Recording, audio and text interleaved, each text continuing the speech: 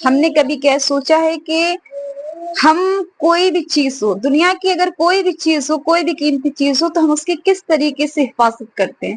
ناممکن کوشش ہم کرتے ہیں، جتنی کوشش ہم سے ہو سکتی ہے اتنی کوششیں کرتے ہیں، اور اپنی کیا ہے قیمتی چیزوں کی حفاظت کرتے ہیں، گاڑی ہو، پیسہ ہو، مال ہو، کس طریقے سے گاڑیوں کو لاک کر کے رکھتے ہیں، پیسے کی حفاظت کرتے ہیں، سیفٹی سے رکھتے ہیں اس کو۔ آج کیا ایمان جو اللہ نے ہم اور آپ کو دیا تھا، یہ سب سے بڑی دولت تھی۔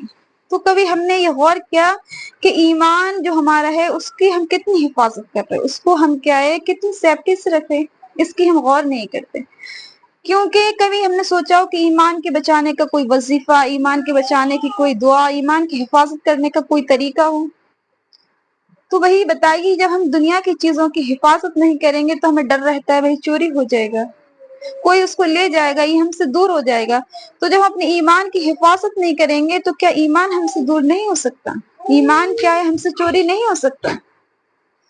تو کیا ہے ایمان جس طریقے سے اللہ تعالیٰ بندہ کیا گناہ کرتا ہے تو اللہ تعالیٰ کیا ہے گناہ کرنے کی وجہ سے اس کے دل میں ایک سیاہ نقطہ رکھ دیتا ہے، اور گناہ بندے کا بڑھتا جاتا ہے تو وہ کیا ہوتا ہے، وہ پورا دل اس کا کیا سیاہ ہو جاتا ہے۔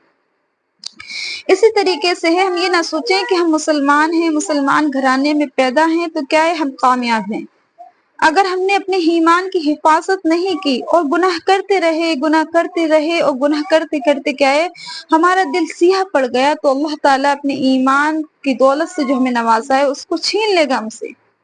ہم صحیح برے کی کیا پہچان نہیں کر پائیں گے۔ آج دیکھیے یہی ہو رہا ہے کہ غیر مسلموں کو کس طریقے سے اللہ تعالیٰ ایمان کی دولت سے نواز رہا ہے۔ یہ نہیں سوچے اللہ چاہے تو جس سے بھی کہ دین کا کام لے لے، جس کو اس کے لائق سمجھے تو اس کو دین کی دولت سے نواز دے، اور جو اس کی حفاظت نہیں کروایا، جو اس کی قدر نہیں کروایا اس کے دیے ہوئے دین کی، تو اللہ تعالیٰ چاہے گا تو اس سے کیا کرے گا، چھین لے گا، اس سے واپس کر لے گا۔ تو کیا ہم اپنے ایمان کو بچانے کی بہت زیادہ فکر کریں اور غور کریں۔